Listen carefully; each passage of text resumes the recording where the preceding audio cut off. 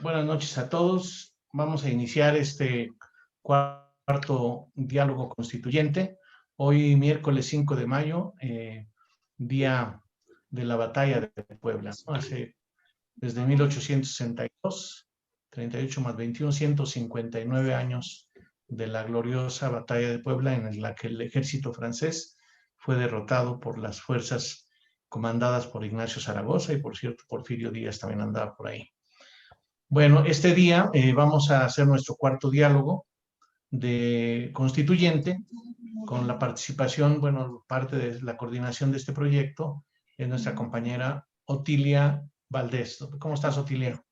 Bien, gracias. Buenas noches. Contenta de estar con ustedes, de verlos otra vez, aunque sea en televisión. Bueno, muy bien, pues estamos iniciando y tenemos dos invitados especiales para esta sesión constituyente. En primer lugar, pues Manuel Azúa, que ya está aquí con nosotros. Manuel Azúa Camacho, de Tamaulipas. En un momento vamos a leer su semblanza de él para saber quién es, su trayectoria. Bueno, no voy a decir detalles que yo conozco de su trayectoria, porque Otilia nos va a decir en un momento más. Y también estará Juan Castro, quien está lidiando un poquito para conectarse.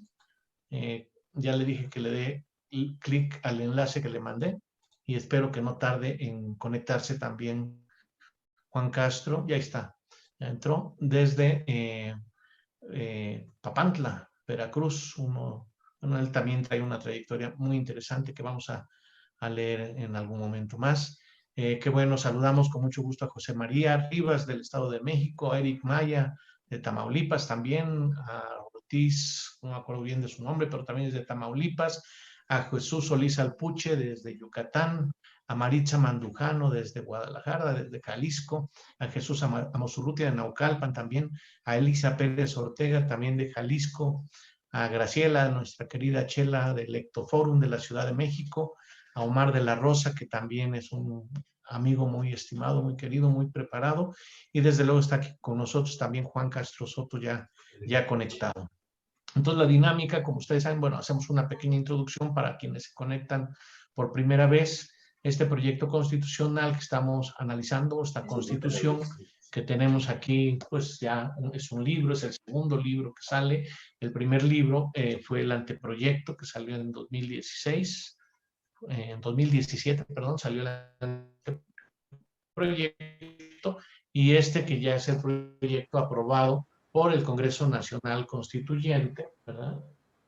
En 24 de octubre de 2020, o sea, hace unos cuantos meses, y por eso estamos iniciando diálogos constituyentes, pero esto, como hemos dicho, pues trae una trayectoria de encuentros de organizaciones alternativas. Hubo dos foros previos a que se iniciara el proceso constituyente, de qué tipo de país queremos, qué tipo de país y de cultura, ¿verdad? Qué tipo de transformación social y cultural queremos, y ahí salieron muchas ponencias muy interesantes, y de ahí después se formaron el Consejo de Transformación Educativa en 2011, en 2013 el Consejo de Organizaciones Alternativas, en 2014, el 2015 el Consejo Nacional del Pueblo Mexicano, y en 2017, en 2015 y 2016 se realizaron los talleres de análisis y diseño constitucional con la participación de especialistas que analizamos la Constitución de 1917, su evolución, analizamos otras constituciones de otros países, la de Brasil, la de Venezuela, la de Estados Unidos, la de Francia, la de Canadá, la de Inglaterra, la de China, perdón, y así fuimos nutriendo este proyecto constitucional. Participaron filósofos, políticos con trayectoria, obviamente gente aportante, ¿verdad? No politiqueros. Y fue construyéndose este proyecto de la nueva Constitución Mexicana 2021, y se llama 2021 pues porque pensamos que es viable aplicarla desde ya, desde este año. No es para el futuro, no es un proyecto, como dicen, una utopía que no sabemos cuándo se puede alcanzar, sino que quienes participamos pensamos en un proyecto que se pueda instrumentar en cuanto haya un consenso suficiente, y con los estados estamos convocando a que haya constituyentes por estado, por municipio, para que analicen este proyecto, en su caso lo aprueben, envíen delegados, de 1 a 15 delegados al Congreso Constituyente, que recogerá todos estos diálogos y todas las aportaciones que sea posible de los estados, de los municipios, de los constituyentes municipales, y con un consenso nacional pensamos que es viable instrumentar este proyecto. A ver qué dicen hoy nuestros invitados, Manuel Azúa Camacho y Juan Castro Soto. La dinámica, como ya saben, le vamos a pedir a nuestros invitados especiales pues que hagan una primera intervención de hasta 15 minutos, analizando lo que les parece la Constitución, su viabilidad, su pertinencia, las cosas que les parece que habría que subrayar, que les parecen más atractivas, más interesantes, y aquellas donde consideren que hay que cambiar algunas cosas, modificar, proponer algunas cosas. Entonces empezaría Manuel Azúa Camacho, después le daríamos un tiempo similar a Juan Castro Soto, después le pediríamos a Otilia que hiciera algunas puntualizaciones breves, y si es el caso yo haría algunas otras muy breves de 3 a 5 minutos. Después le pediríamos una réplica de 5 minutos máximo a Manuel Azúa Camacho y otra a Juan Castro Soto, y después se abre el debate. Bueno, el diálogo, no debate. Queremos hablar de diálogo entre todos los participantes. La palabra debate lleva a veces otra connotación, por eso queremos hablar más de diálogo. Y estaremos terminando esta sesión pues alrededor de las 9:30 de la noche.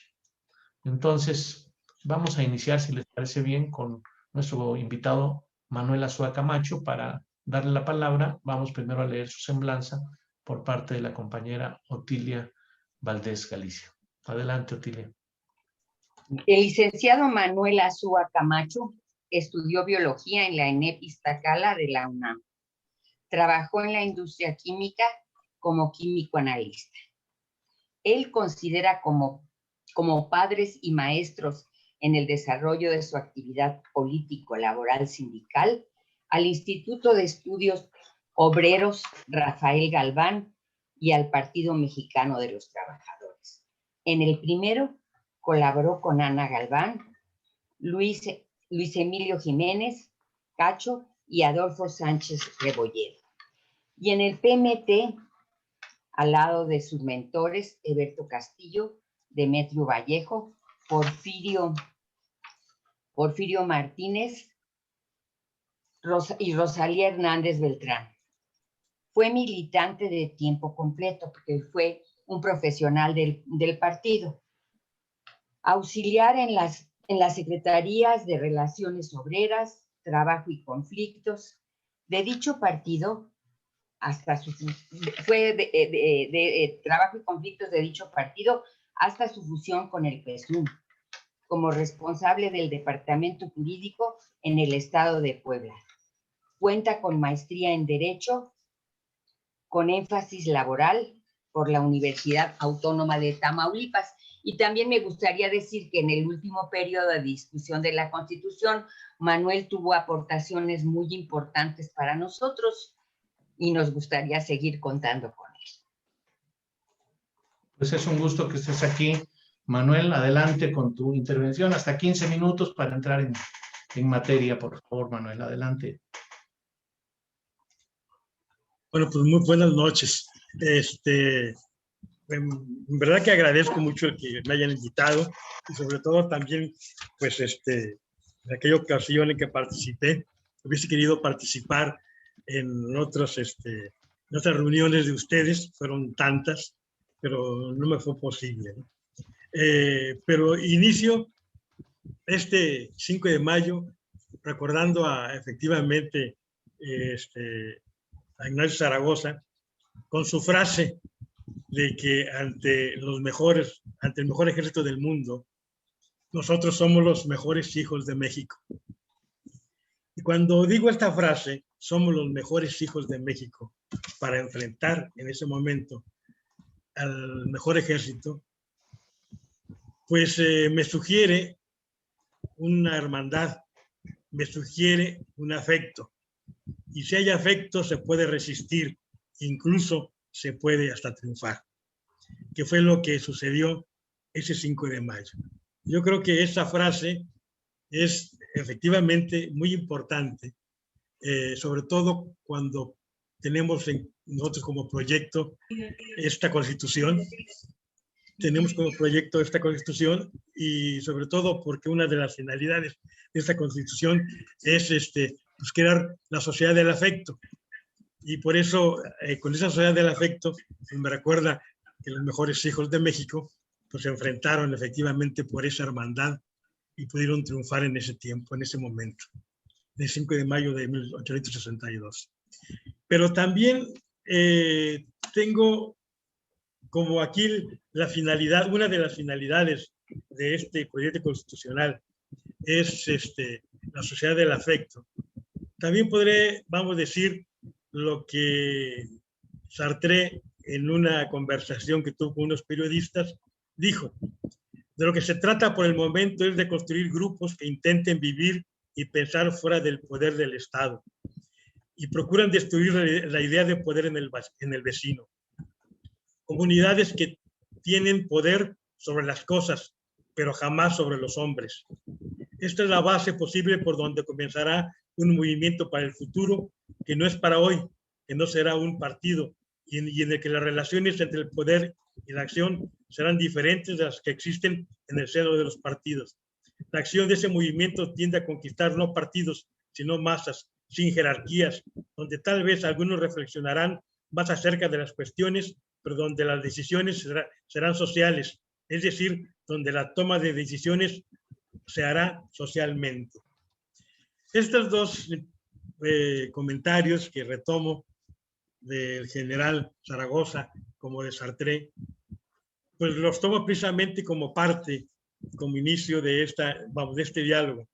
Sobre todo porque en este proyecto constituyente se da en un contexto en el que, si bien aquí se señalan antecedentes, o sea, en sí considerandos, se establecen pues 19 considerandos, yo solamente tomaré el sexto, donde dice que se ha traicionado el espíritu de la Constitución del 17.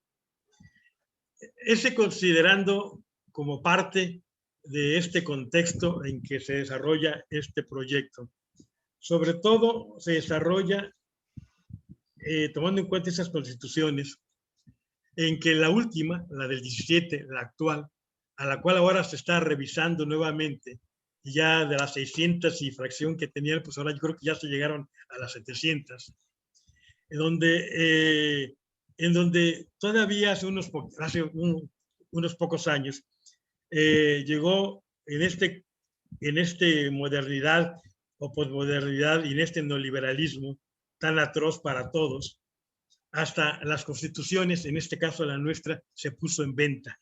Es decir, el comercio lo abarcó todo, al grado tal que hasta en el comercio la Constitución fue vendida. Y lo digo así porque Odebrecht pues vino y compró un artículo o varios. 10 millones de dólares costó 2 estados de la República gobernados por el PAN como parte de ese convenio o de esa compra. El gobierno de Tamaulipas como el gobierno de Querétaro.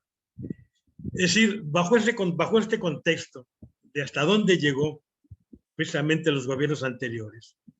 Y digo los gobiernos anteriores y el Estado mexicano porque, como alguien dijo por ahí, el Estado siempre será gobernado por quienes tienen el poder. La clase que está en el poder gobernará. Y la clase en el poder nunca va a tratar de hacer leyes para sacrificarse o para anularse.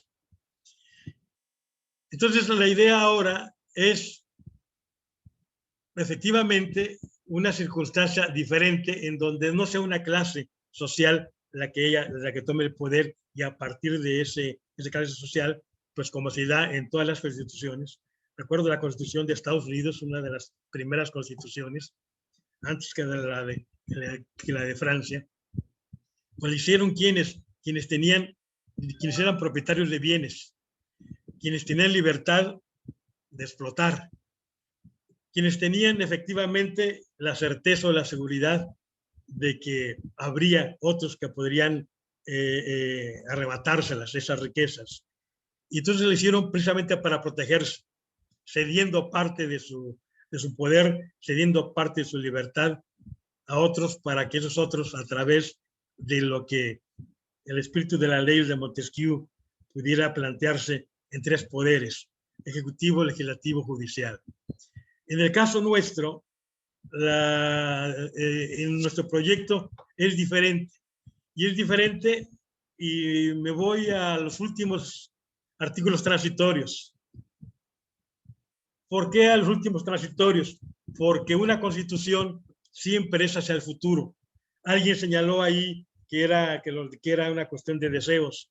Sí, todos los deseos y todo lo que se proyecta es a futuro.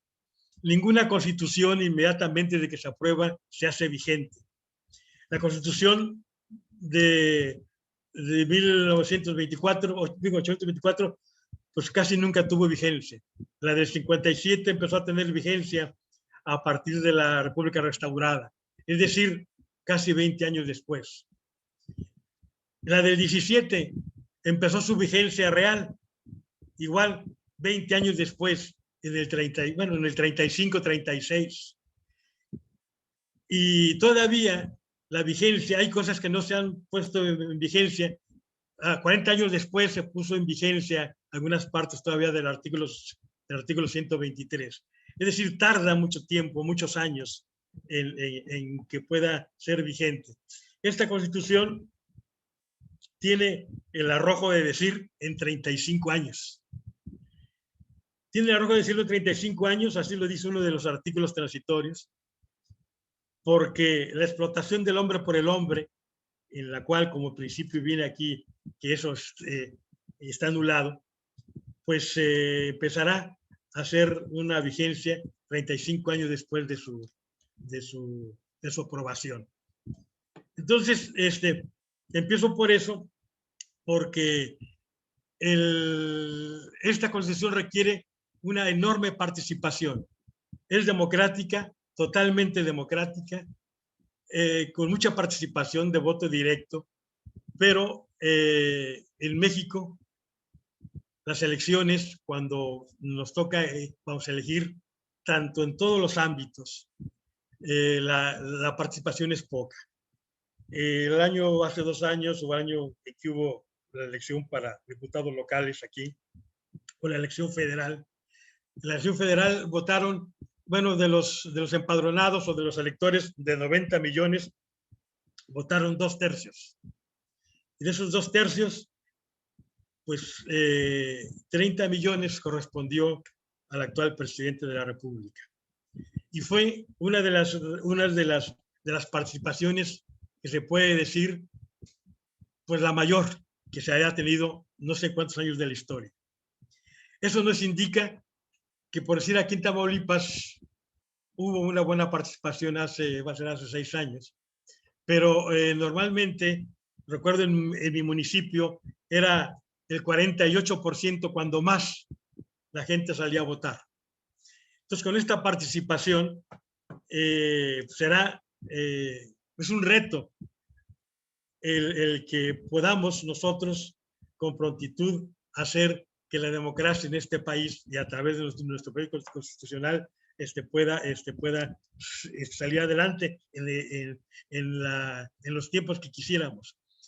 ¿Por qué razón? Porque me voy a ir directamente a la parte importante, que es a la parte de cómo está estructurado la administración, la justicia.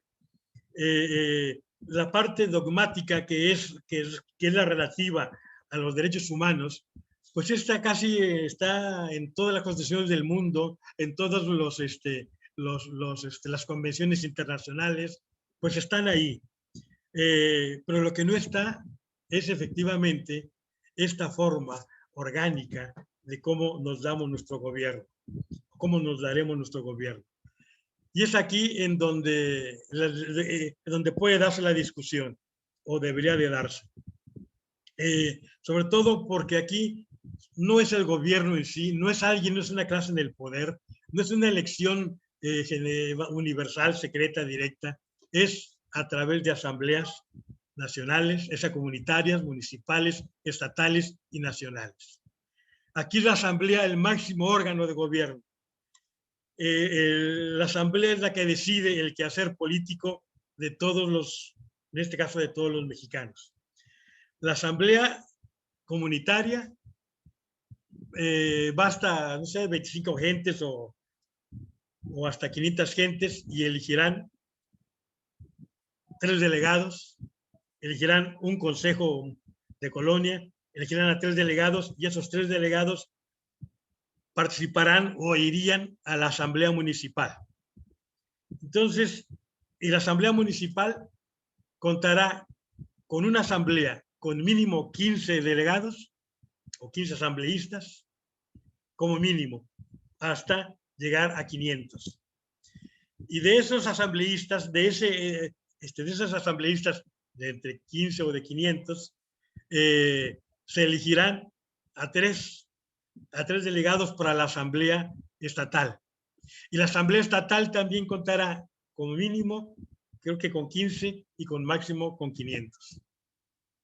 Y de ahí también, de esa asamblea estatal, saldrán electos los representantes que irán a la Asamblea Nacional, como ahora se conoce como diputados, irán a la Asamblea Nacional, y la Asamblea Nacional elegirá un coordinador general y elegirá un consejo general, vamos, del país.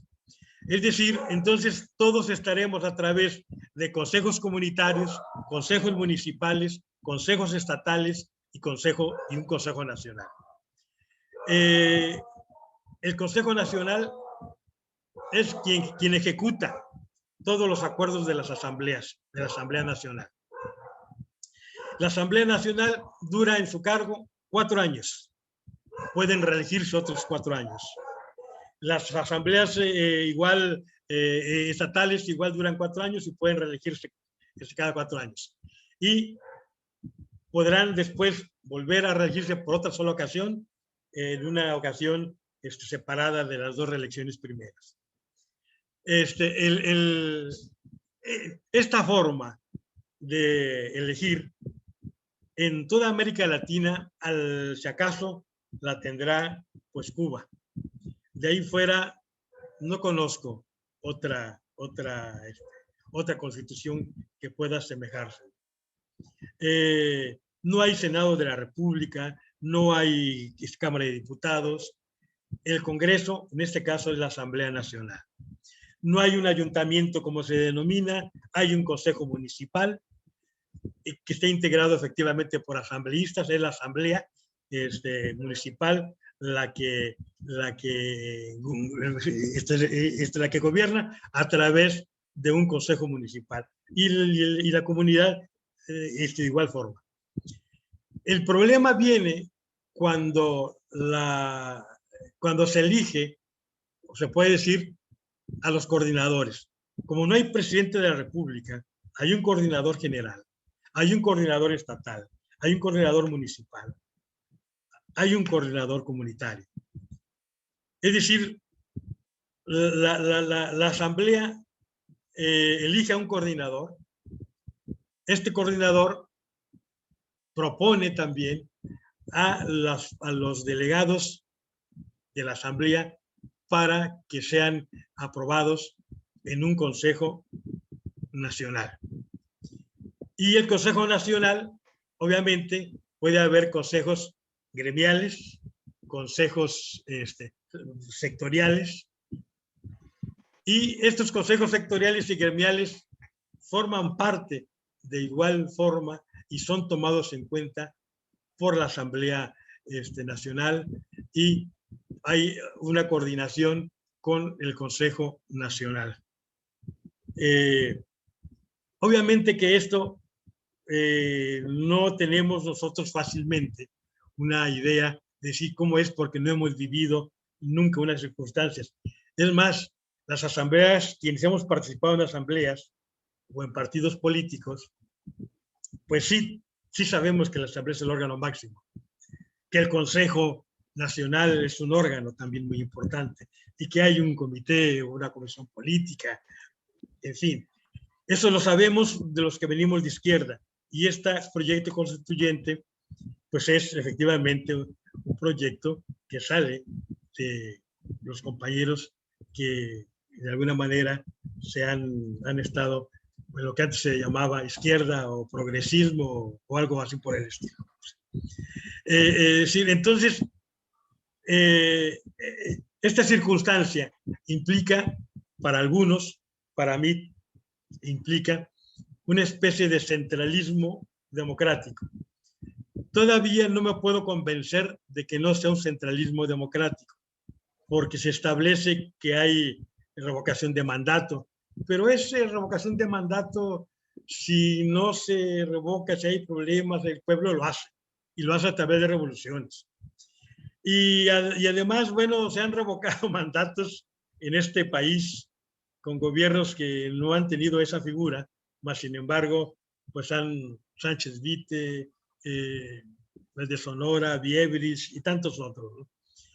Y el problema aquí, cuando hablo de centralismo democrático, es Quedan 2 porque, minutos. sí, es porque hay un conflicto de la federación con los estados. El conflicto de la federación se dio, recuerdo, en la batalla del 5 de mayo.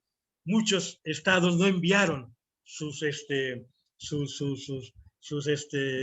¿cómo se llama? La Guardia Nacional. La Guardia Nacional dependían de los estados y había problemas efectivamente en una federación con el estado, la federación, porque los estados a veces pues no compartían y no hacían. Ahora tenemos problemas de la federación igual y lo tenemos tan fuerte con el que estamos viviendo entre la federación y el Estado mexicano.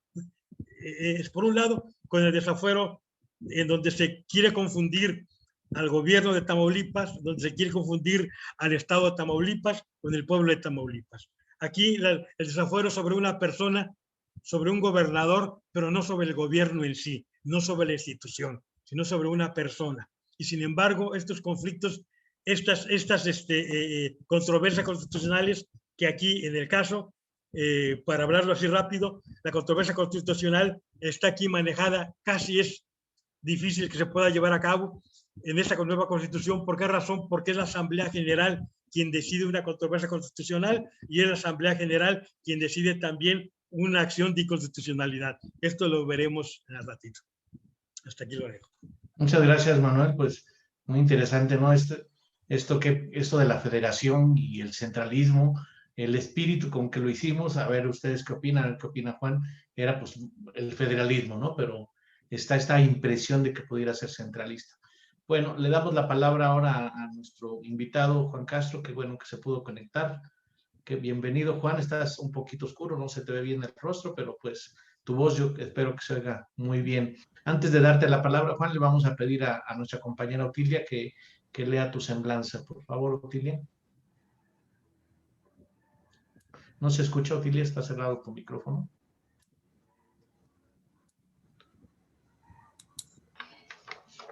El compañero Juan Castro Soto es fundador y editor de la revista Gnosi Elevador desde el año 2000. Fundador y secretario de la Red Unidos por los Derechos Humanos desde 2003. También es fundador y promotor de la moneda comunitaria Tumi desde 2010. Promotor del nuevo Congreso Constituyente desde 2015.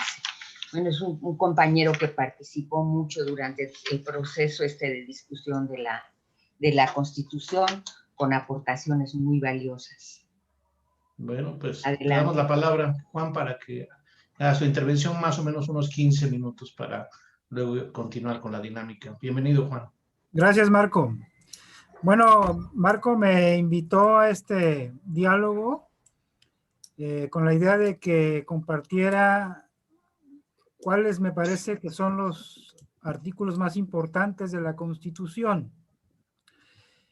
Cuando nosotros iniciamos en el Totonacapan un poco antes, en el 2013, los talleres constituyentes que dejamos para sumarnos a una iniciativa nacional como es esta en la que estamos y así como la de Raúl Vera, decidimos elegir aquellos artículos que nos parecían estratégicos para cambiar la vida nacional. Y solo elegimos 6 para su consulta y análisis. Y son los mismos que voy a mencionar aquí porque al sumarnos a esta iniciativa del CNPM, nosotros, bueno, yo tenía la encomienda de llevar esta propuesta de los talleres constituyentes del Totonacapan a nivel nacional. Y los artículos que elegimos voy a nombrarlos primero por el número que tienen en la Constitución vigente. El 115 y el 41 nos parecían fundamentales. El 115 se refiere a los municipios y que también tienen un gran peso en nuestra nueva Constitución porque es ahí donde se toca el asunto de los consejos, que ya habló el compañero Manuel. Es la parte fundamental de esta Constitución, porque es lo relativo a la democracia. Y el 41 es el que habla sobre los partidos, que anula el 39, que habla sobre la soberanía del pueblo, pero el 41 lo anula, porque nos condiciona a los partidos. Entonces, estos artículos correspondientes a la democracia son fundamentales en nuestra Constitución. En la nueva Constitución están incluidos en el título tercero, capítulo segundo, artículo 26 al 47. Se hace a un lado los partidos políticos, se empodera a la comunidad, se trata del poder local. Otro artículo muy importante para nosotros fue el tercero de la educación, que nuestra Constitución está en los artículos del 80 al 98. Este artículo de la educación es muy importante porque es el aspecto ideológico. Si notamos que la democracia de la que acabo de hablar y esto de la educación son también dos principios del cooperativismo, que también es una parte fundamental de esta Constitución. Son fundamentales esos principios, no solo en las cooperativas, sino a nivel nacional, porque de nada sirve tener un poder en manos del pueblo si estamos educados con el chip capitalista. Estaremos siempre patinando y pensando dentro de los parámetros del poder. Por eso se requiere una nueva educación. Pero de esto no voy a hablar tanto porque ya hemos hablado y se seguirá hablando. Y me voy a pasar a otro capítulo importante para nosotros, aparte del que habla sobre los recursos naturales y la propiedad. Este artículo también es fundamental. ¿Se está escuchando? Sí. Bueno, es también fundamental porque aquí es donde hablamos de la propiedad privada. Y ya hemos dicho en otras conferencias que se trata de la propiedad de los medios de producción, no de tu casa, no de tus cosas personales, sino de los medios de producción. Es a lo que se refiere este asunto. Y este artículo 27 está desglosado en nuestra Constitución en el capítulo primero, segundo del título séptimo. Y aquí hay un punto muy importante que no hemos profundizado, pero que es fundamental y que es el aspecto del dinero. Tanto en el aspecto ideológico como político como económico. Nosotros en nuestra Constitución hemos hecho un gran avance, es un avance revolucionario, que es cuando se habla de los bancos en el capítulo sexto, artículo 189. cosa que no se habla tanto en nuestra Constitución. Nuestra Constitución solo dice que el Banco de México tiene el monopolio de la emisión del dinero, pero no se habla en realidad de cómo funciona este sistema capitalista en el que vivimos. No se dice que el Banco de México es una sociedad anónima, que Salinas le entregó el poder a esa sociedad anónima y que el gobierno no tiene poder sobre ella, que se rige por el mercado, es decir, por el neoliberalismo, es decir, por los grandes poderes económicos fácticos que rigen al mundo, que tienen el poder económico. Eso es lo que rige a nuestro Banco de México, entre comillas, y a nuestro país. Y este banco está sujeto a la banca comercial, que son bancos extranjeros, que son los que producen el dinero de la nada y que el gobierno mexicano tiene que pedirle prestado a estos bancos. Y en nuestra Constitución eso se acabó, porque los bancos son cooperativas. Y esto quiere decir que toda esa mafia de los bancos comerciales va para afuera. Esto es algo sumamente revolucionario. Pero además ese Banco de México debe de estar al servicio del país y no del neoliberalismo. Estamos hablando de la soberanía monetaria y del sistema bancario. Ahora bien, este asunto de la propiedad y de los bancos y del dinero requiere también un cambio de mentalidad. Nuestra Constitución nueva que queremos requiere también un cambio radical de pensamiento. Nosotros estamos educados para el dinero. Todos los problemas, el dinero es nuestra idea principal en cada cabeza. Tenemos millones de neuronas para una sola idea, que es el dinero. Y eso es lo que ha ocasionado, lo que ocasiona todos los problemas del mundo. Eso tiene que cambiar.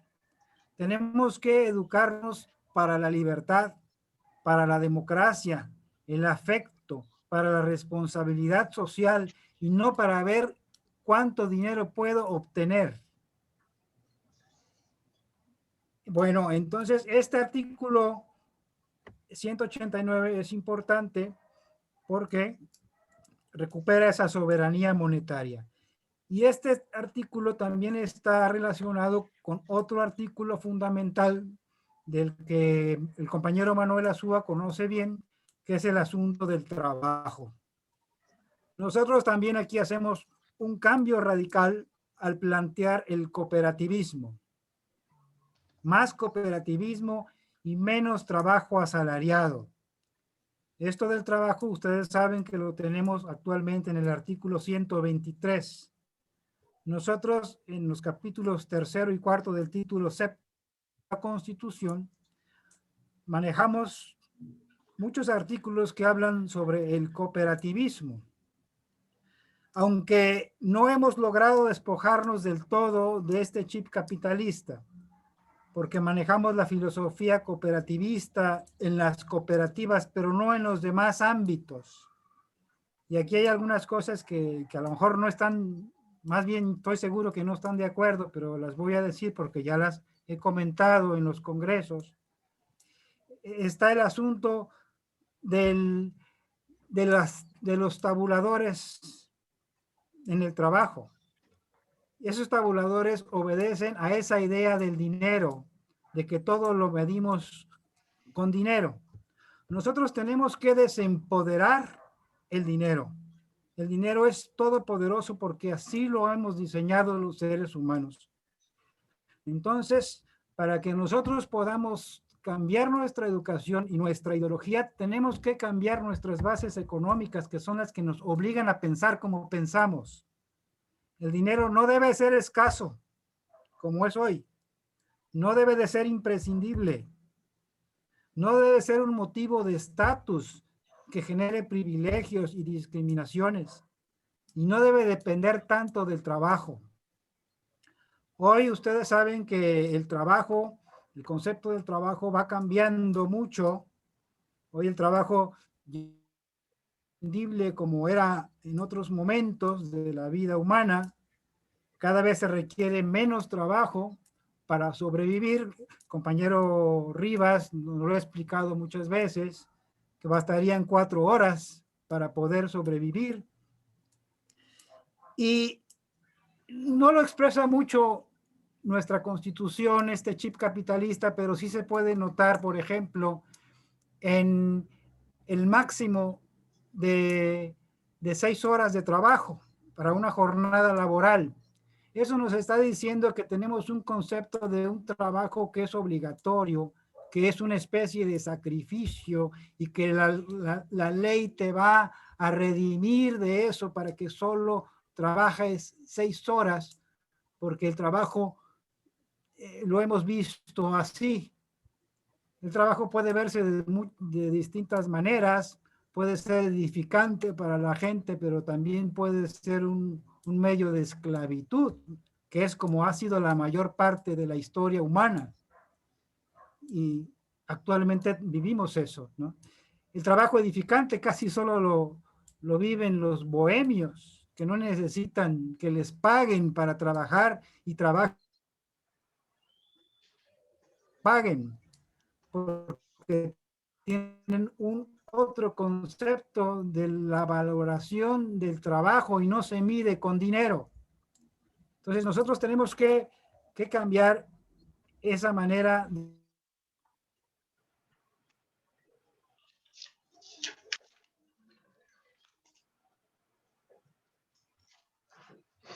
Me quedan 2 minutos a Juan, a ver si lo podemos recuperar. Parece que se desconectó. Sí. Ahí está Juan. No se te escucha, Juan, en este momento. Está cerrado tu micrófono. Quedarían 2 minutos. Ahorita abres tu micrófono, por favor. Hoy se habla de una renta nacional, de una renta para todos los ciudadanos, una renta universal en algunos países. La gente ya no quiere trabajar.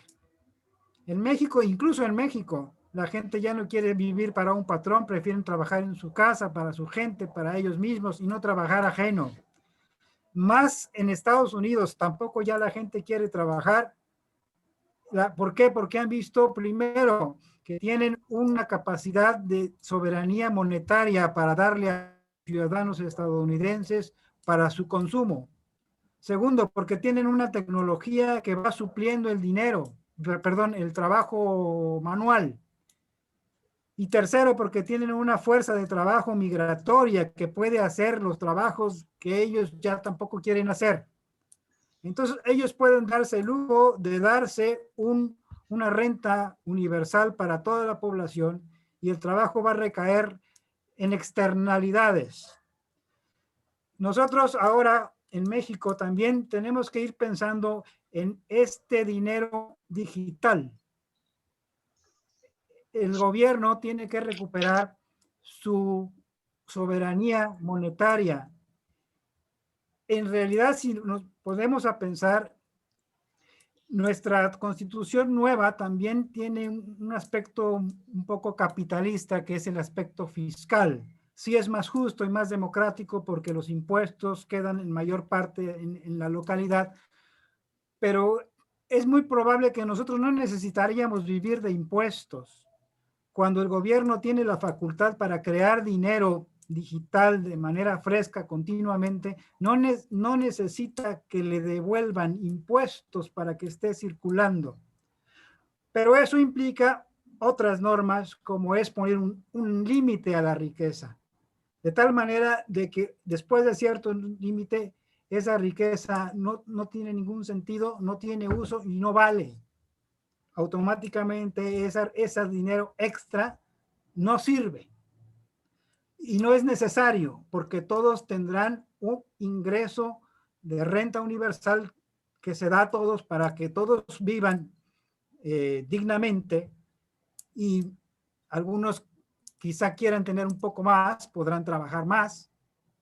En lugar de 4 horas, si quieren tener un doble ingreso, trabajarán 8 o 12, pero no más de 24. Y ese es el límite de la riqueza. Pero se la ganaron porque la trabajaron, no porque tienen un gran título. Ese título ya es parte de nuestra riqueza personal, como para que aparte te paguen más.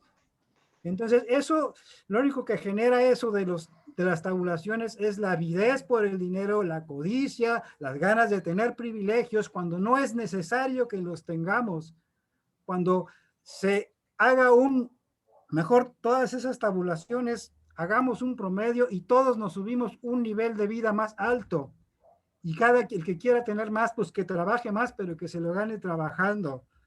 Entonces, esa es mi opinión en cuanto a la distribución del ingreso y del trabajo.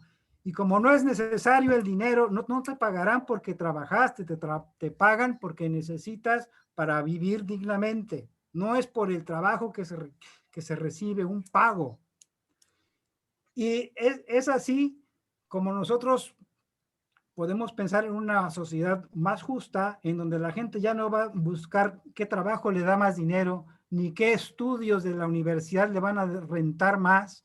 Trabajará en lo que le gusta, en lo que siente también que puede aportar más a la sociedad. Tendremos una sociedad con una ideología distinta, pero se necesitan unas bases económicas y políticas también distintas que lo permitan. Bueno, así es lo que podría decir de los artículos. Una primera Más importantes. Gracias, Juan, muy interesante. Le damos la palabra a Otilia para que nos haga su comentario breve sobre lo que han dicho Manuel y Juan. Otilia, abre tu micrófono, por favor, Otilia. Pues en principio yo retomaría esto último que dice Juan, que también podría resolver alguno de los problemas que plantea Manuel.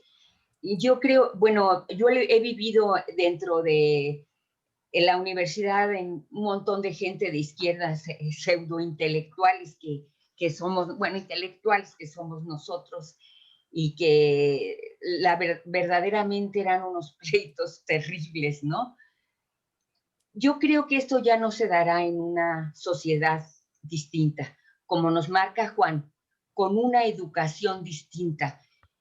Desde luego que estoy de acuerdo en que tenemos un chip capitalista, pues es como hemos sido educados y como hemos vivido toda nuestra vida, aunque queremos cambiar y nuestra Constitución lo refleja, aunque todos hay un deseo de cambio de país, un país mucho más democrático, en donde las decisiones se toman de abajo hacia arriba, no de arriba hacia abajo.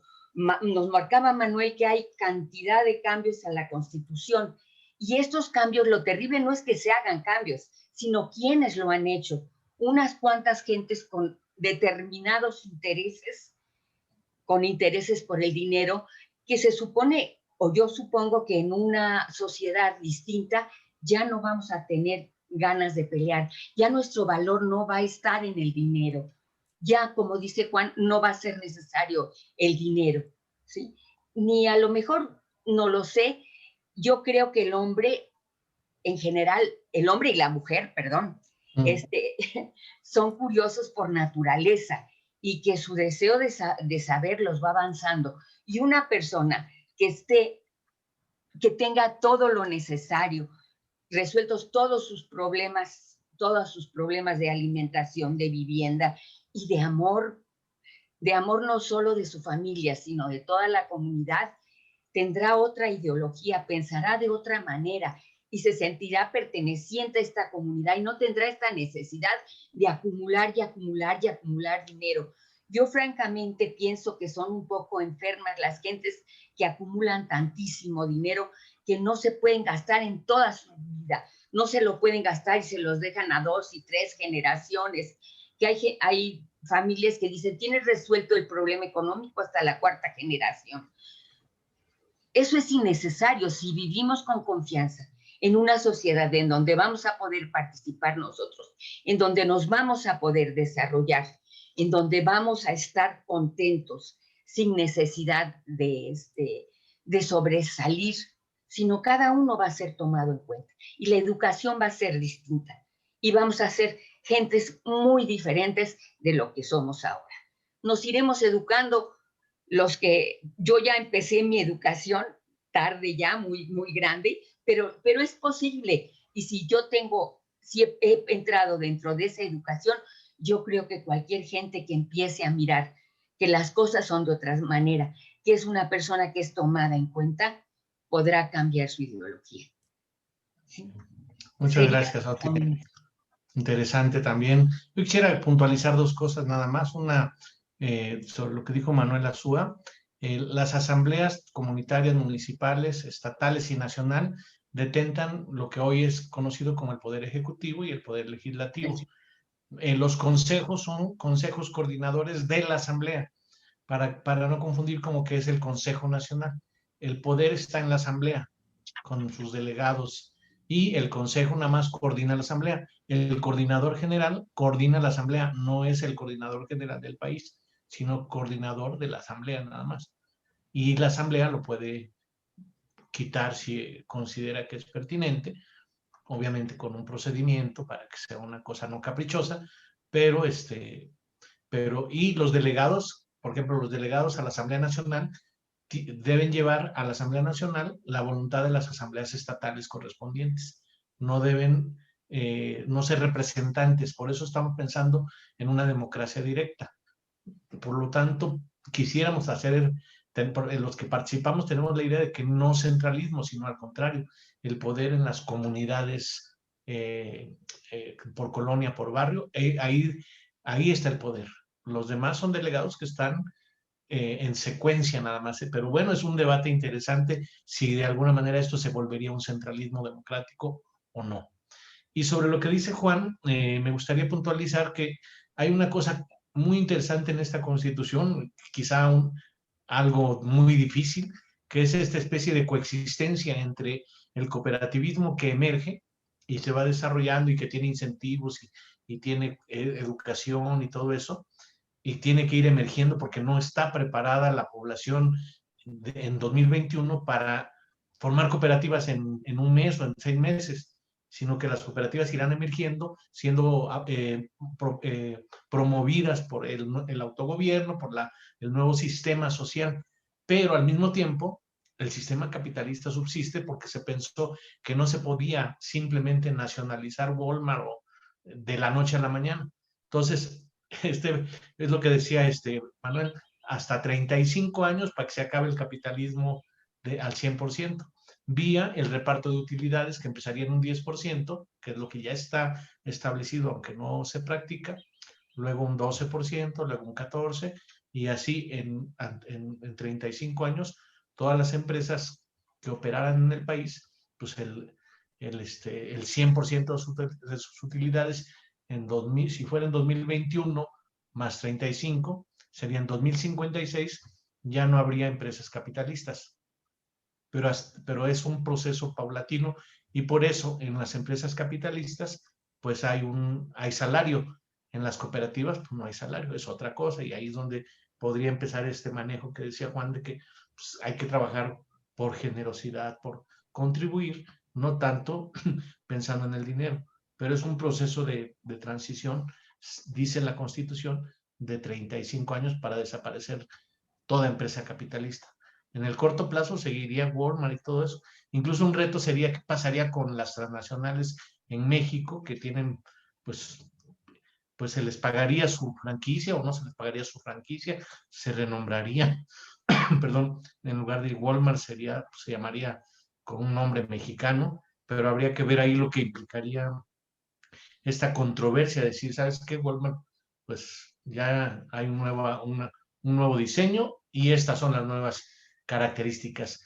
La idea es que si se fuera de la noche a la mañana todas las empresas transnacionales y nacionales que no les gustara, habría una crisis económica tremenda.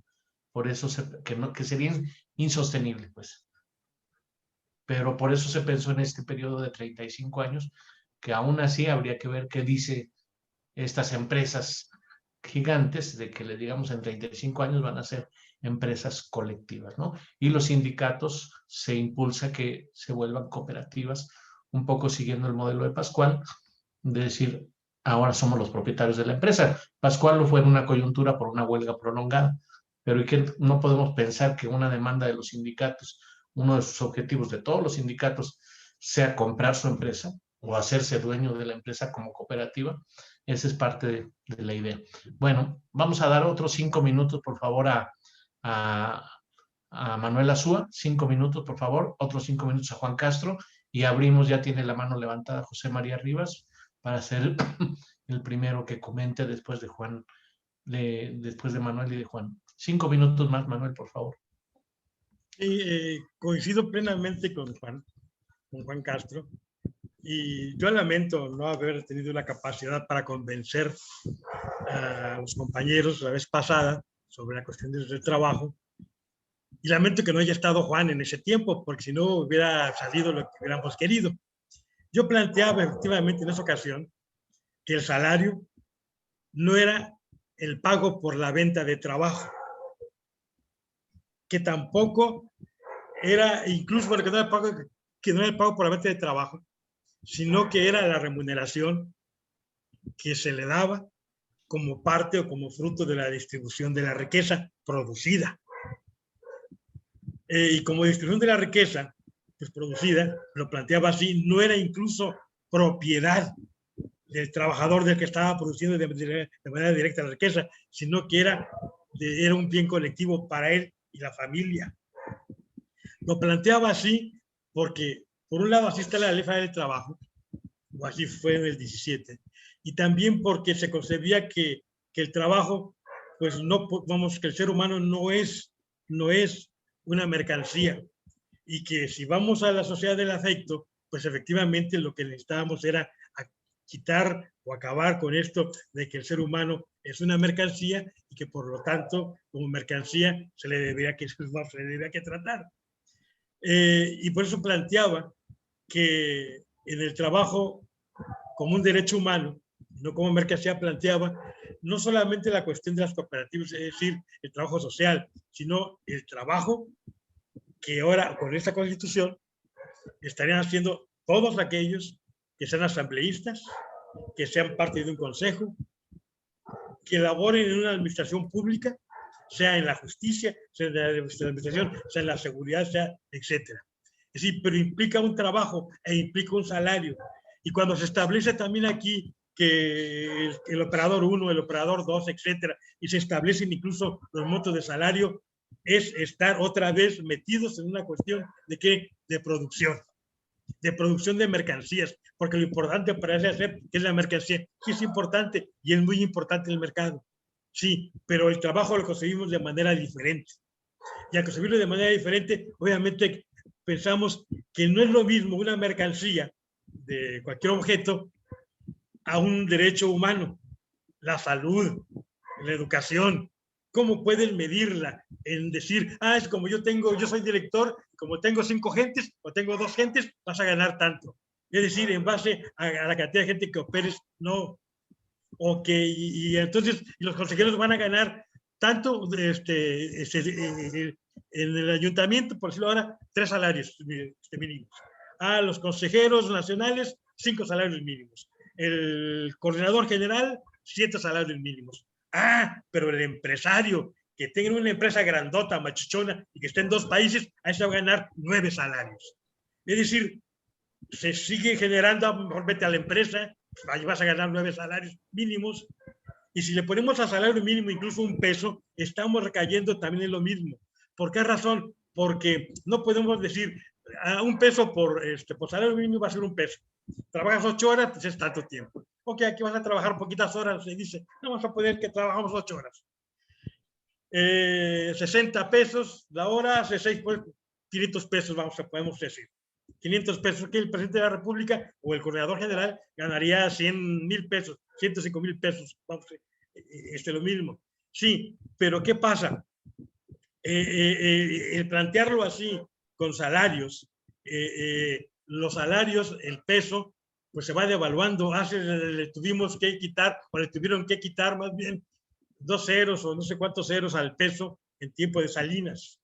Y luego, por decir, Venezuela tiene unos precios altísimos, Argentina los ha tenido muchísimos. Es decir, manejar, y si el peso y el valor tiene que ver también con cuestiones, de fluctuaciones extranjeras y de mercados, implica también que las devaluaciones, y como no se maneja el peso conforme todavía está, manejándose la banca como se maneja, como lo dijo Juan Castro, pues tenemos ese problema. Entonces, muchas de las cosas que están en el artículo 123, creo yo que aquí está, lo que marca el 123, en el actual, aquí lo establecen 24 artículos. Creo que hay muchas cosas que tendrían que pasarse, que irse directamente a la ley secundaria. Y entonces se reduciría muchísimo porque, pues efectivamente uno ve aquí artículo tras artículo y dice, oye, pero estos están en el 123, y estos están en el 123, y entonces en un solo artículo, y sin embargo aquí son como 24 o 28 artículos. ¿Sí? Entonces eso yo creo que sería parte, no sé si ya reuní los 5. Gracias, muy bien, Manuel, 5 minutos. Juan Castro, 5 minutos, por favor. Se quedó congelado Juan Castro en el momento que le tocaba hablar. Ahí está. 5 minutos, Juan. Sí, gracias, Marco. Bueno, nada más puntualizar que esto que decía yo de la capacidad. ¿Perdón? Sí. Esto que decía sobre la capacidad o la recuperación del Estado para generar su crédito social.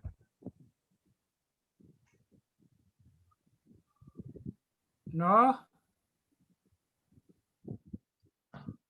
Se desconectó Juan.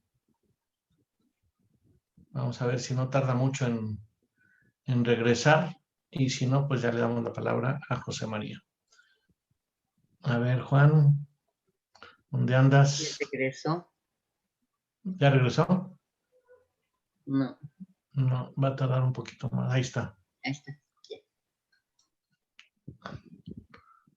¿Decías, Juan?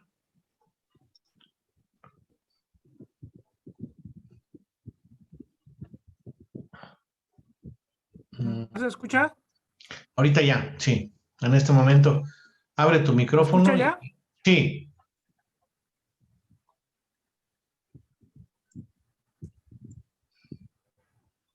No, no se escucha. ¿Sigo? Entrecortado.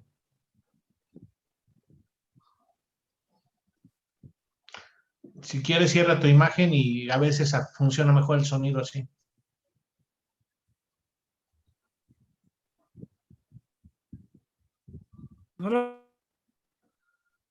No se escucha, ¿no? ¿Puedes cerrar tú?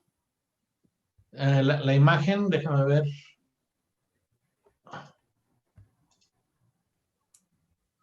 No.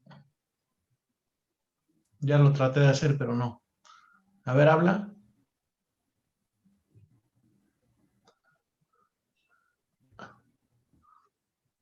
¿Se escucha? Sí, ahí sí. Adelante, Juan. Bueno, esto que decía sobre recuperar la capacidad del Estado para generar el crédito social para la población, desde luego que tiene un límite. Y este límite, pues, es la cantidad de productos y servicios que se producen en el país. Pero eso es algo objetivamente.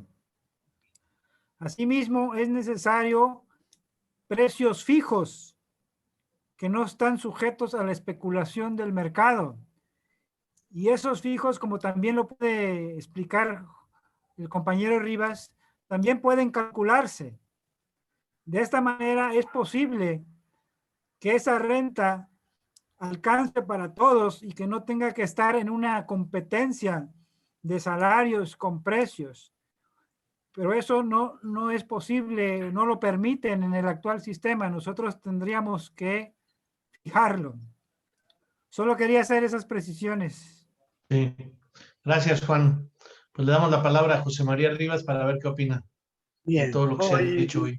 Voy a ir rapidito. A ver, yo creo que los dos temas tocados por Manuel y por Juan son excelentes y que deben entrar en el proceso de reglamento de la aplicación de la nueva Constitución. Porque la nueva Constitución tiene un orden y el orden está basado en el poder del pueblo. Y muchos de nosotros todavía estamos muy metidos y muy incrustados en el sistema del poder establecido, no del pueblo, sino del que supuestamente representa al pueblo. Y en la Constitución hay un tema tremendamente importante para la regulación de la misma Constitución, que es el artículo 27, que le habla de las asambleas políticas comunitarias. El poder en el nuevo país va a estar en esas asambleas. O sea, es el pueblo directamente que lleva a la práctica la democracia participativa, quien decide sobre los asuntos de la nación. No es la Asamblea Nacional. La Asamblea Nacional tiene un coordinador que coordina los trabajos de la Asamblea Nacional. Pero quien decide, a fin de cuentas, qué es lo que va a suceder con esos representantes de la Asamblea Nacional, que son, ahí sí son reales y democráticos, los decide el pueblo. Con acciones específicas de que si falla en su cometido, como se va a reunir cada mes la asamblea política comunitaria para darle seguimiento a los nombramientos que hizo en la municipal, en la estatal y en la nacional, él tiene la facultad de destituir a sus representantes. Ipso facto. O sea, ahí hay un proceso de revocación del mandato en poder del pueblo. Hay que regularlo. Eso sí, tenemos que hacer las leyes secundarias de cómo se va a proceder. Pero de hecho, si el representante en la nacional no está cumpliendo con aquellos compromisos que emanaron de la Asamblea Política Social, Municipal y la comunitaria, puede ser destituido automáticamente. Bueno, no automáticamente. Tiene que haber una regla que es en la que debemos trabajar en este momento. Eso es por un lado la parte esta del poder de la nueva, el nuevo país que estamos queriendo crear. Y eso va a tomar tiempo. Primero porque tenemos que formar esas asambleas políticas, comunitarias y tecnológicas, en fin, todo lo que se ha mencionado. Uno. Y esa es la primera aclaración al respecto. Eso nos va a tomar tiempo y hay que reglamentarlo. Y segundo, la cuestión económica. Es lo mismo, el mismo problema. Estamos muy metidos en el sistema actual y nos seguimos dejando llevar por la cuestión salarial. En el momento en que las empresas se vayan convirtiendo en verdaderas cooperativas, desaparece el salario. Nunca más habrá salario en este país. Nunca más. Sí va a haber el reconocimiento del esfuerzo que se hace en los medios de producción y de intercambio de necesidades, pero salario no existe.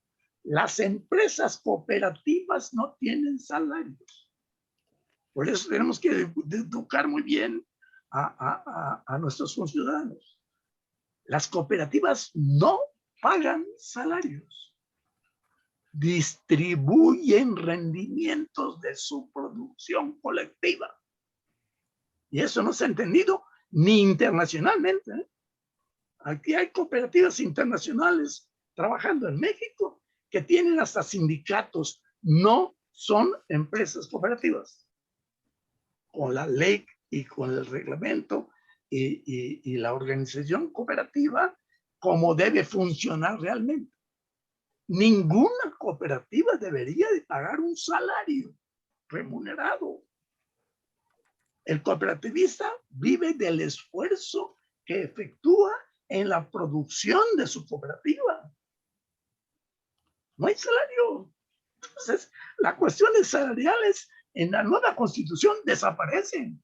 En los 35 años que nos estamos dando de plazo, debe desaparecer todo lo relacionado con la justicia salarial. Porque cada vez que una cooperativa esté funcionando dentro del proceso cooperativo real, no existe salario, no habrá, ni siquiera se puede regular algo que no existe. ¿Sí? Entonces, son dos temas muy interesantes que tenemos que ver cómo ponerlos en la ley reglamentaria del cómo lo relacionado a los salarios, a las cooperativas, debe ser llevado a la práctica después, ya echado a andar el proceso constitucional del que estamos hablando. Pero lo más importante, recordemos esto, este nuevo proceso constitutivo parte de que el poder esté en las manos del pueblo. Esa fue la intención con que pasamos discutiendo todos esos capítulos que hoy tienen que ser reglamentados. Nada más quería comentar eso. Muchas gracias, José María.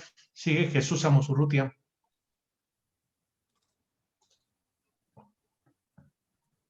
Abre tu micrófono, Jesús. No sé. Sí. Ya.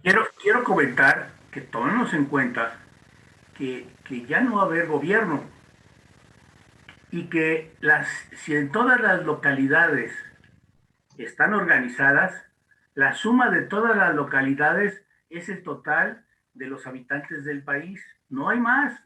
La suma de todas las localidades es el total de los habitantes del país. Entonces, si el gobierno está en las localidades, está en la suma de todos los habitantes del país. ¿De acuerdo? Ahora, si formamos asambleas municipales, estatales y nacional, es por organización, no es porque el gobierno vaya a ser mayor en un siguiente nivel. El máximo gobierno está en las asambleas locales. Es ahí donde está el máximo gobierno, porque ahí es donde están todos los ciudadanos incluidos. Bueno, eso por un lado. Por otro lado, tenemos que tomar en cuenta, yo peleaba mucho con la palabra gratuidad que teníamos en las reuniones. Ya en el futuro no existe la gratuidad. ¿Por qué? Porque todos somos responsables de que se dé todo lo que necesitamos todos.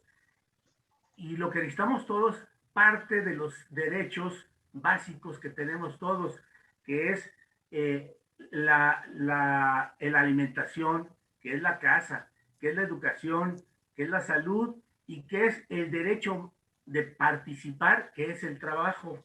O sea, el trabajo no es un esfuerzo, es un derecho para participar en formar todo lo que todos necesitamos. Entonces, automáticamente al yo estar trabajando, estoy generando cosas que cubren las necesidades de todos los habitantes de este país. Entonces, por tanto, pues, ¿cuál es el salario, verdad? No existe tal. Es mi participación en que todos vivamos bien. Entonces, yo por eso mucho también peleo que no puede haber quien gane más o que si vale más la hora de un sabio o de un trabajador que trabaja en el campo. No, la hora de todos vale lo mismo y de esa manera no va a haber clases en el futuro, porque ahorita, como yo sé mucho y yo tengo títulos y yo tengo muchas cosas, entonces mi trabajo vale más que el de un campesino y eso tenemos que quitárnoslo también de la cabeza. Todos tenemos que ganar lo necesario o tener lo necesario para vivir bien. Todos absolutamente, cuando nos acostumbremos a que es la palabra todos es todos, los 120 y tantos millones de mexicanos, todos, tenemos que vivir bien todos. Y esto no puede ser teniendo títulos nobiliarios que me dan mayor o menor riqueza. No, eso tenemos que acabarlo en nuestras cabezas si queremos avanzar, porque somos los primeros que entorpecemos a veces el avance de las cosas pensando que yo soy mejor que otra persona. Y no soy. Soy igual que cualquier otra persona. Que haya tenido posibilidades mejores o peores, eso no me hace ni mejor ni peor. Simplemente me ha dado circunstancias diferentes a los demás. Es lo que yo quería comentar. Bien, ¿alguien más que quiera comentar o preguntar? Humberto, adelante. Y luego Ortiz. Bueno, yo nada más quería agregar, y ya lo plantearon muy bien Juan y Manuel, también su comentario fue en el mismo sentido. Mientras existan salarios tabuladores, van a existir las clases sociales. De que esto por esto gana un salario mínimo, el otro gana 3, el otro 6, el 9 y otro 12 salarios mínimos. Entonces eso da origen a las clases sociales.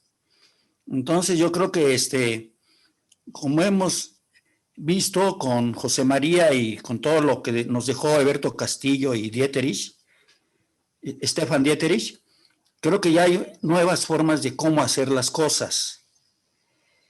De hecho, pues yo estoy de acuerdo que el dinero debe desaparecer, porque el dinero nos ha enajenado. Por ejemplo, estos tabuladores, pues es parte de la enajenación que todavía cargamos, ¿verdad? Entonces, para empezar, creo que tenemos que romper con eso.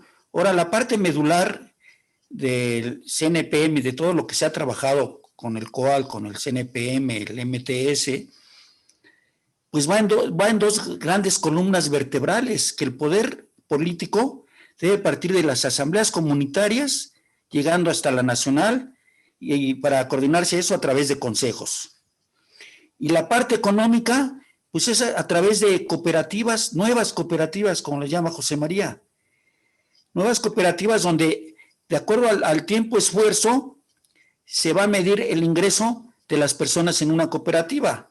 Porque también si un cooperativista trabaja 2 horas a la semana y el otro trabaja 20, no pueden ganar lo mismo, porque el esfuerzo fue totalmente diferente, que se reflejó en X cooperativa de bienes o de servicios. Entonces, yo con esto quiero, o sea, son las dos columnas vertebrales: asambleas, consejos, cooperativas, y después podríamos llegar a lo que estamos planteando en el Cococo, los famosos tianquiscos, que son las tiendas de cooperativas, para empezar a intercambiar sus necesidades o bienes y servicios. Para mí esas son las dos columnas vertebrales del cambio. Ya decía un maestro que tuve en planeación estratégica, que los grandes problemas y más complejos del mundo y yo estoy convencido de eso, se resuelven de la forma más sencilla. Y en lo que más nos equivocamos es en lo que consideramos obvio. Y dejamos de ver esas cosas. Entonces yo los invito, porque creo que algunos compañeros, pero no todos, yo los invito a que empiecen y es una propuesta que José María, con colaboración de Jesús, mía y de los que ya tenemos más detalle en todo esto, que se empiece a dar el taller de proyecto histórico de las mayorías, que es equivalente a economía de equivalencias, equivalente a socialismo del siglo XXI y equivalente a democracia participativa, porque engloba todo. Entonces yo invito, y es una propuesta al CNPM, que se abra estos talleres o este curso a los que quieran, claro, no es obligatorio, del CNPM, a participar en él, para que estemos hablando todos en el mismo canal, y eso nos ayudaría mucho. Esa es mi propuesta. Muy bien. Sigue Ortiz. Bueno, quiero saludar a Javier Silva y a Alma Ortega Sobrevilla, que nos mandan saludos desde Facebook. Nos están escuchando. Ortiz, por favor. Abre tu micrófono, por favor. Ortiz, ¿está cerrado? Todavía no se escucha. Pide ayuda a alguien que le pueda abrir su micrófono. Está cerrado tu micrófono, Ortiz. Está cerrado. Pícale aquí, mira. Ahí pícale. Ok, Está. hola, ¿se escucha? Gracias. Sí, Ya. ahora sí. Ya. Bien. Adelante.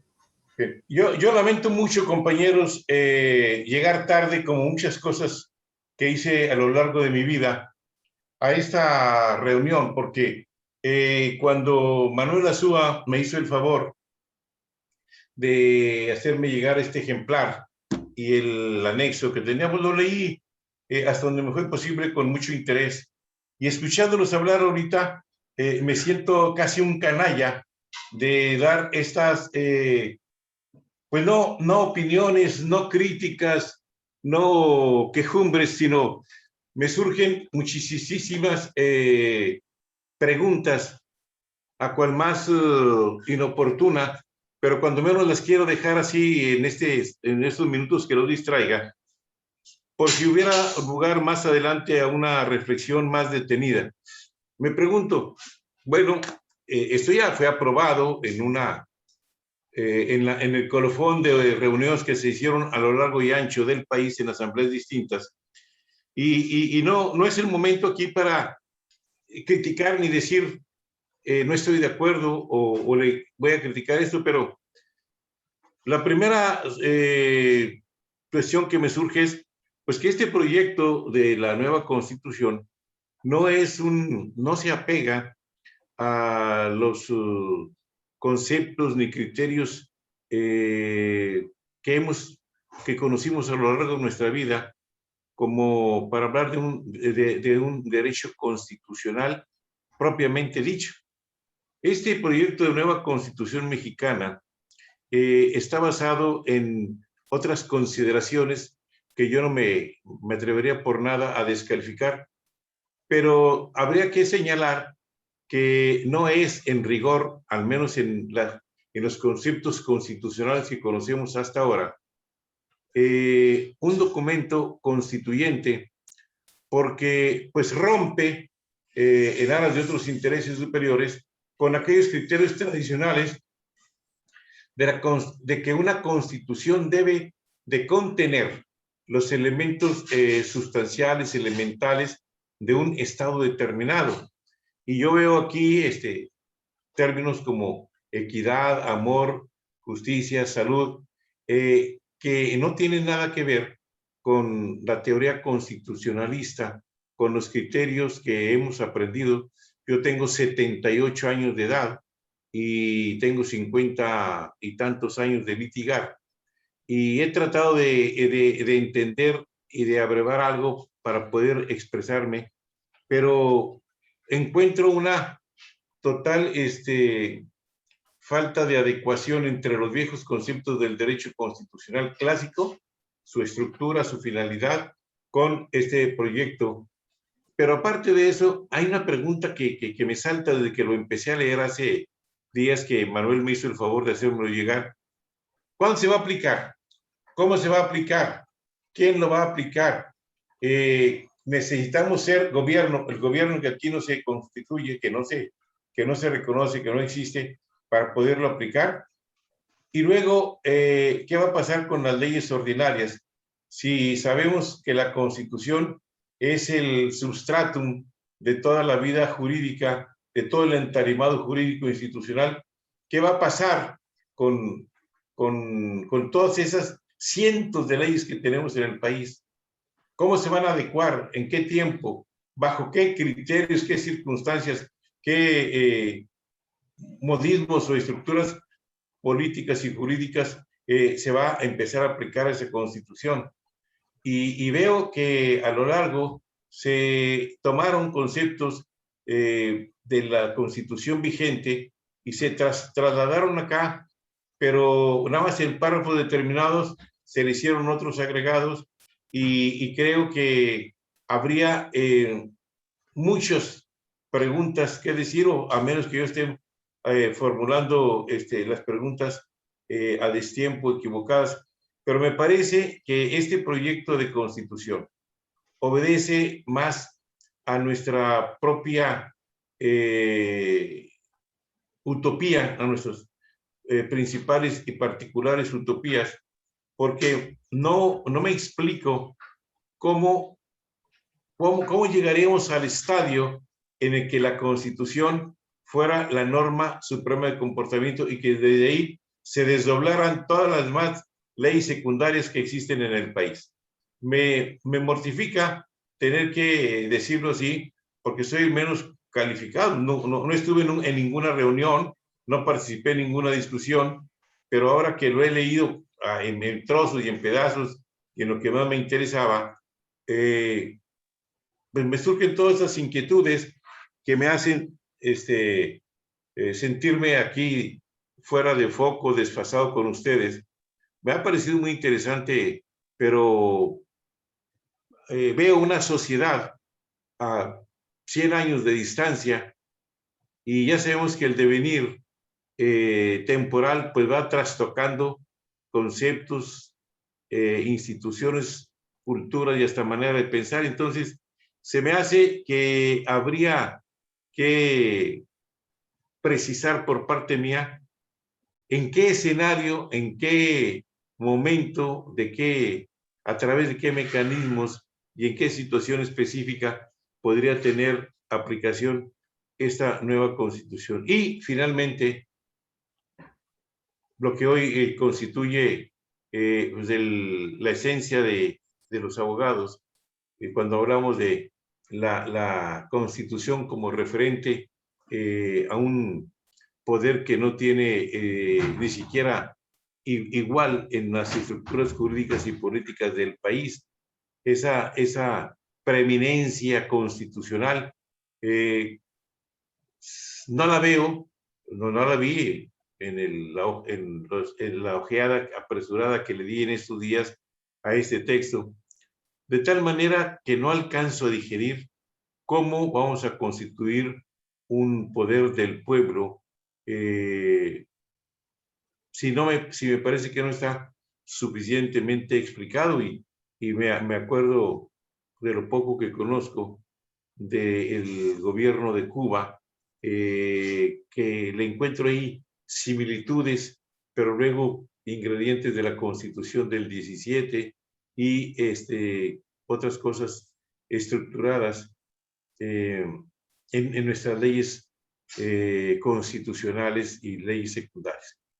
En fin, ya pudieron advertir que estoy bastante extraviado, que al no tener los antecedentes de esto, pues me encuentro desubicado. No quiero ser tosco, pero me quedan muchísimas preguntas. No es este lugar. Me he extendido demasiado y les doy las gracias por su atención. Y ojalá hubiera oportunidad más adelante de un foro, una mesa redonda, un círculo de estudios, alguien en donde me invitaran. Nunca tuve una invitación así muy rápida hace tiempo de Manuel, que no se concretó, en donde yo hubiera podido participar con esas inquietudes que ahora me surgen. Les agradezco mucho su tiempo. Me voy con muchas más preguntas que las que tenía al principio, pero fue un verdadero placer escucharlos. Esa es la idea, ¿eh? Por eso son estos diálogos constituyentes y es muy pertinente tu intervención y estás muy a tiempo de participar en este proceso. Justamente por eso te invitó Manuel, porque son muy importantes tus opiniones y creo que José María te quiere comentar algunas cosas brevemente, porque ya estamos sobre el tiempo, José María, y luego le pediríamos a Manuel y a... No voy a demorar. Juan, nada más le quiero informar para que no se vaya con muchas dudas. Primero, desde luego que estamos manejando una constitución desde un punto de vista totalmente diferente a ninguna otra en todo el planeta. En eso estoy de acuerdo contigo y eso crea pero tenemos bases para hacerlo. Primero, partimos de esa nueva constitución de 4 cosas indispensables para el sostenimiento de una sociedad. Primero, la necesidad de comer. Segundo, la necesidad de entendernos. Para eso sirven las reglas y las leyes. Tercero, la necesidad de tomar y ejecutar acciones de toda la colectividad. Cuarto, la necesidad de defendernos. Y entonces en la Constitución esta que estamos proponiendo, muchas propuestas están relacionadas primero con la parte económica, indispensable. Después con la parte política.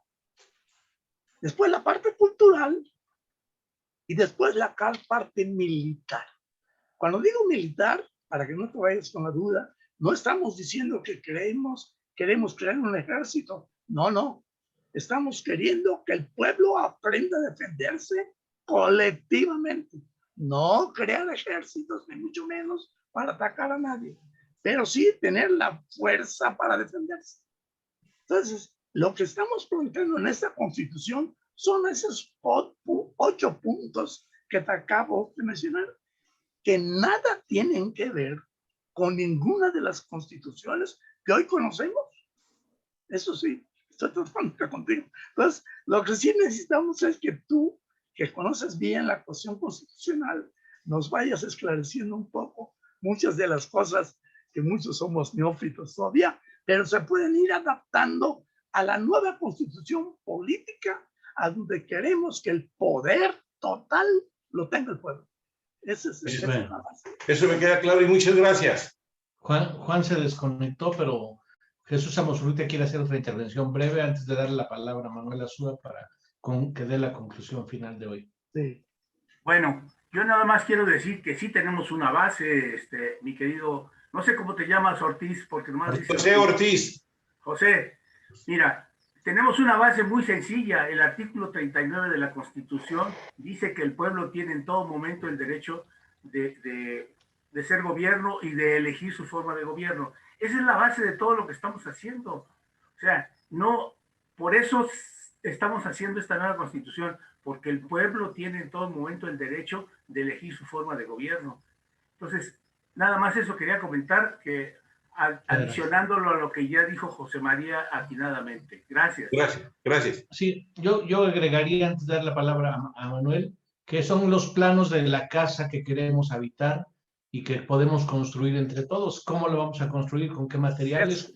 Pues hay muchas ideas, pero esa es la idea, que eso es lo que queremos que ocurra en este país. Vamos a ver si lo podemos lograr como pueblo. Con esto le doy la palabra pues a Manuel Azúa, porque Juan no está, pero te tocaría hacer la conclusión del día de hoy, Manuel Azúa. ¿Cuál es tu conclusión después de este diálogo que hemos tenido? Bueno, pues muy importante.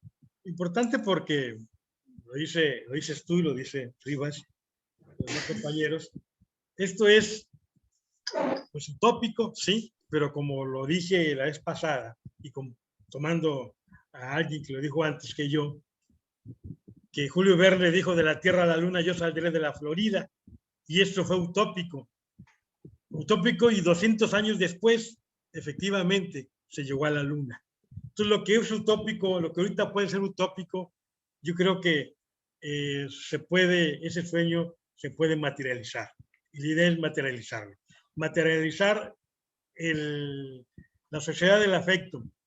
Y esta solamente, y la llamamos así porque tiene que acabar este sistema capitalista de opresión, y tiene que quitarse, tenemos como principio el que ningún ser humano tiene derecho a explotar en su beneficio el trabajo de otro ser humano.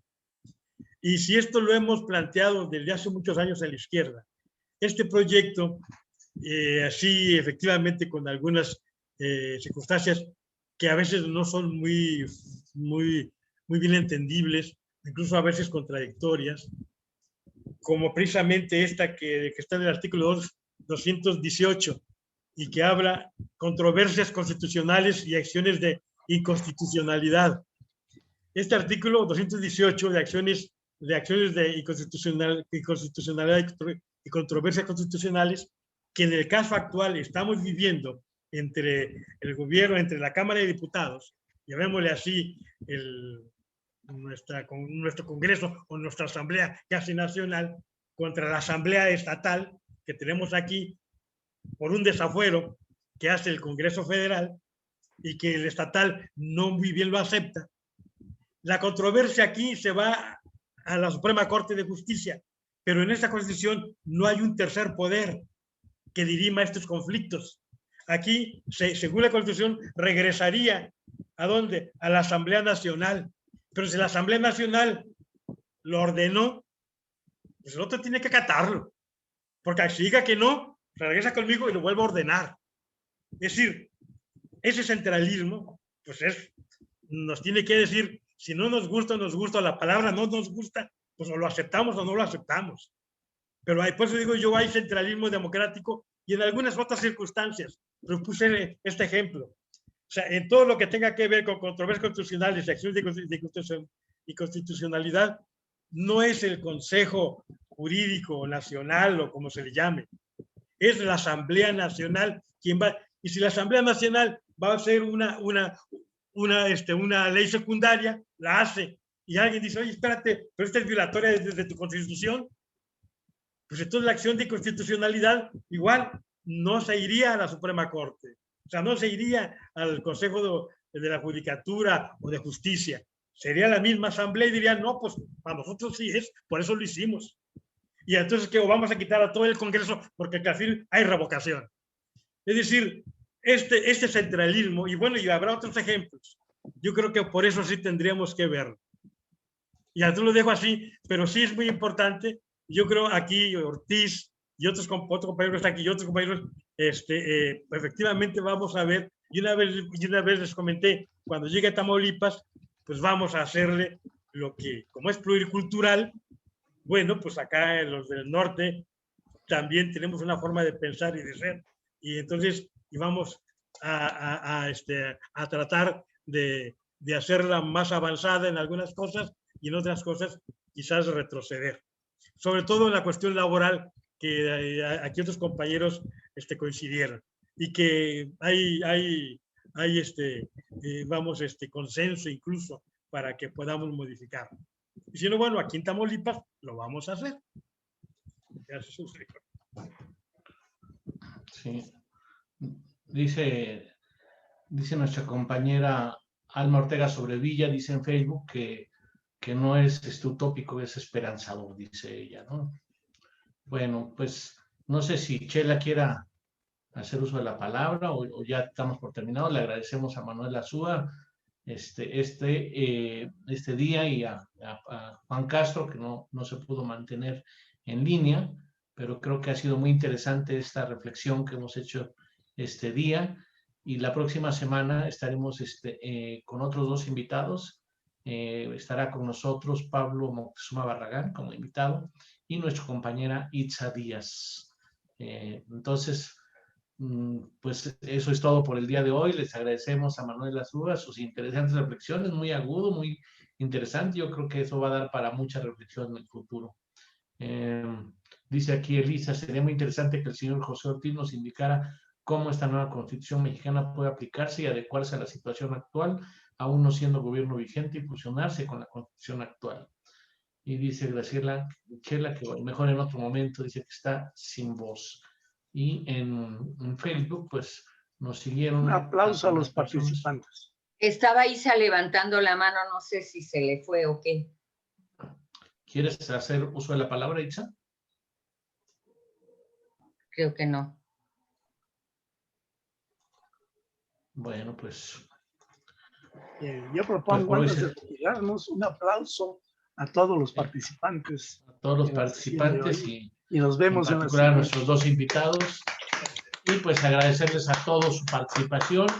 Y pues los invitamos a estar con nosotros cada miércoles. Esto va a generar muchas reflexiones. Como ustedes saben, una primera etapa es de tipo general y después por capítulo va a ser una segunda etapa y una tercera etapa por artículo.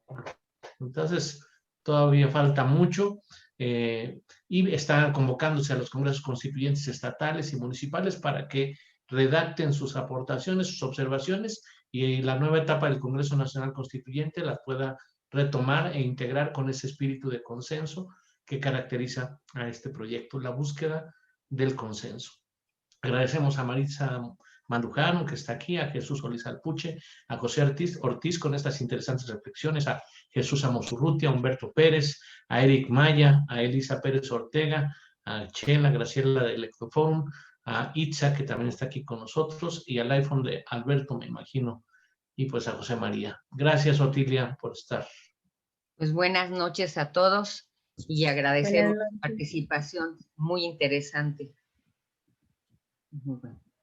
Bueno, pues nos despedimos de nuestros amigos de Facebook, detenemos la transmisión de Facebook y aquí interrumpimos la grabación.